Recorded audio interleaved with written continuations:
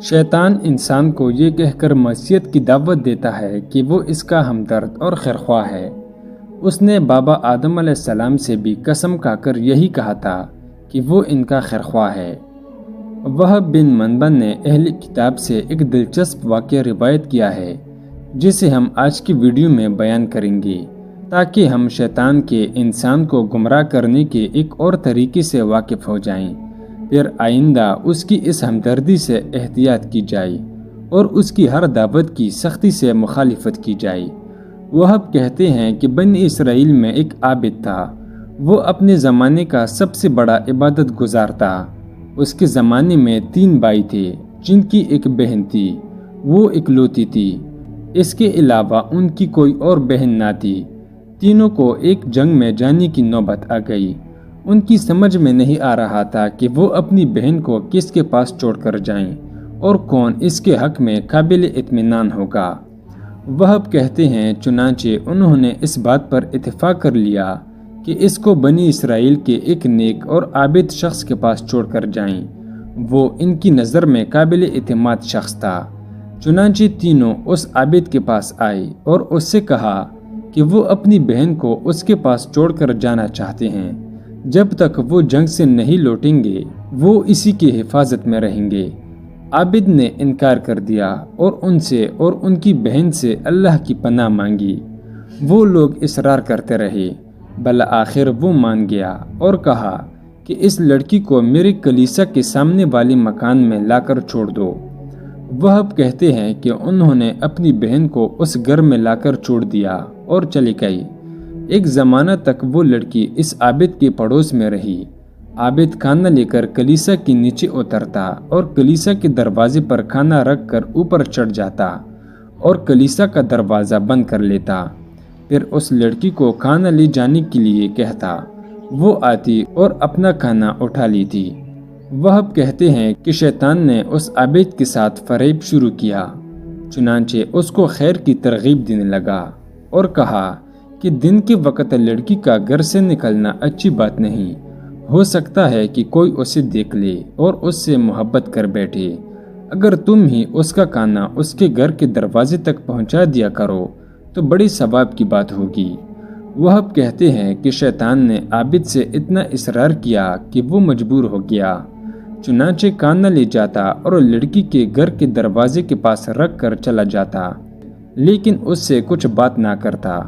وہب کہتے ہیں کہ وہ ایک زمانہ تک ایسا ہی کرتا رہا، پھر اس کے پاس ابلیس آیا اور اس کو خیر اور ثواب کی ترغیب دینے لگا اور کہا کہ اگر تم کھانا لے جا کر اس کے گھر کے اندر رکھ دو تو اور ثواب ملے گا۔ چنانچہ عابد جاتا اور کھانا اس کے گھر کے اندر رکھ دیتا۔ ایک زمانے تک ایسا ہی کرتا رہا، پھر ابلیس آیا اور اس کو خیر و ثواب کی ترغیب دینے لگا اور کہا کہ اگر تم لڑکی سے کچھ بات چیت کر کے اس کا دل بہلا دیا کرو تو کتنی اچھی بات ہوگی، بیچاری بری طرح وحشت محسوس کرتی ہے۔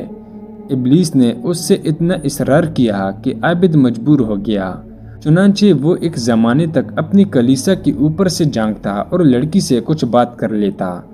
پھر ابلیس آیا اور کہا کہ اگر تم اتر کر اپنی کلیسا کے دروازے پر بیٹھتے اور اس سے بات چیت کرتے اور وہ بھی اپنے گھر کے دروازے پر بیٹھتی اور تم سے بات کرتی تو اس سے اس کا دل بہل جاتا۔ شیطان نے اس بات پر اتنا اصرار کیا کہ عابد کو اپنی کلیسا سے اتر کر دروازے پر بیٹھنا پڑا، چنانچہ وہ اپنے دروازے پر بیٹھتا اور لڑکی اپنے دروازے پر، اور دونوں بات چیت کرتے۔ ایک زمانے تک دونوں اسی طرح بات چیت کرتے رہے، پھر ابلیس آیا اور اس کو اجر و ثواب کی ترغیب دینے لگا اور کہا کہ اگر تم اپنی کلیسا کے دروازے سے نکل کر اس لڑکی کے گھر کے قریب بیٹھتے اور اس سے بات کرتے تو اس کا دل اور بہل جاتا۔ شیطان نے اس بات پر اتنا اصرار کیا کہ وہ ایسا ہی کرنے لگا۔ ایک زمانے تک دونوں ایسا ہی کرتے رہے، پھر ابلیس آیا اور کہنے لگا کہ اگر تم اس کے گھر میں جا کر اس کے ساتھ بات کرتے اور اس کو کسی کے سامنے بے پردہ ہو کر باہر آنے سے روک دیتے تو اور اچھا ہوتا۔ شیطان نے اس بات پر خوب اصرار کیا، یہاں تک کہ عابد اس کے گھر میں جا کر دن بھر اس کے ساتھ بات کرنے لگا۔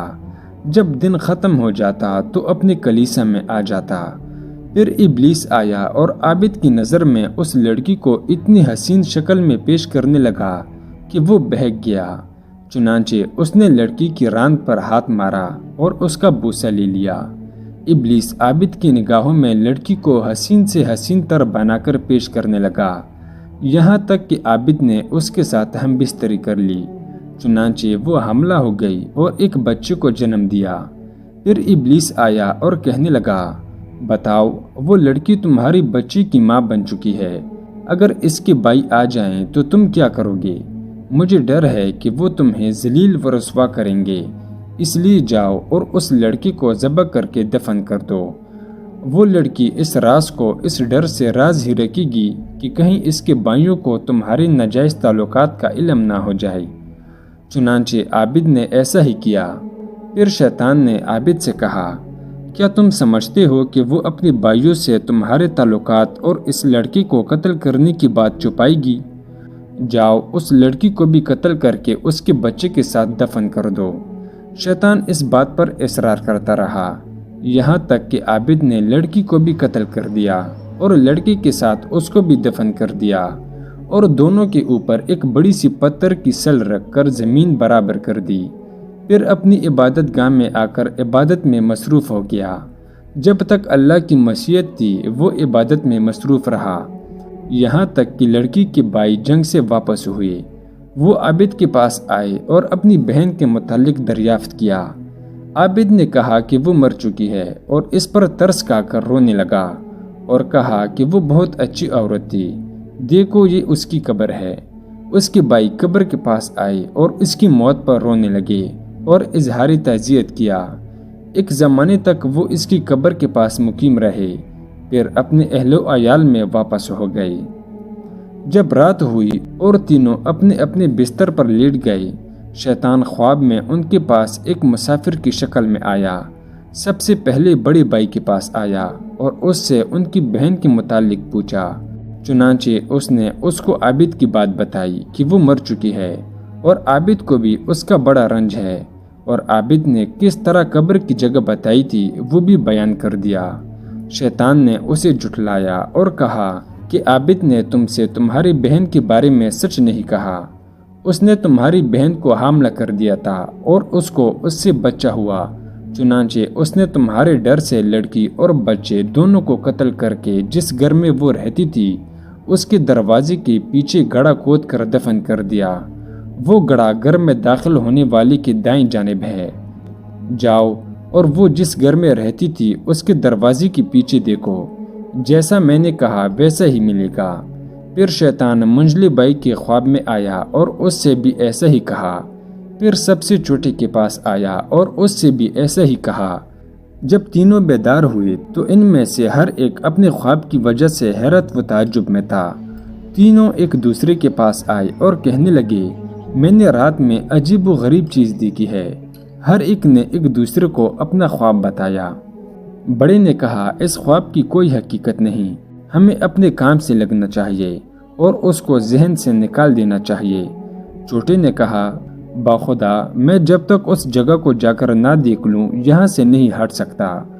وہ اب کہتے ہیں چنانچہ تینوں بھائی نکلے، یہاں تک کہ اس گھر میں آئے جہاں ان کی بہن رہتی تھی۔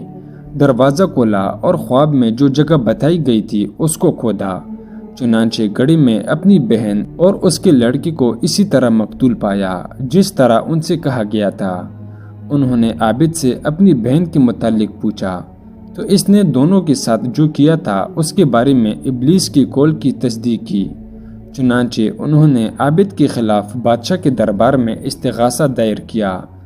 عابد کو کلیسا سے نیچے لایا گیا اور پھانسی کے لیے پیش کیا گیا۔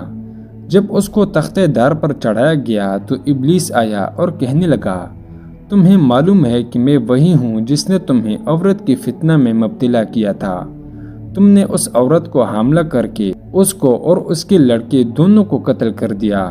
اگر آج تم میری اطاعت کرو اور اس اللہ کے ساتھ کفر کرو جس نے تمہیں پیدا کیا تو میں تمہیں اس مصیبت سے نجات دلا سکتا ہوں۔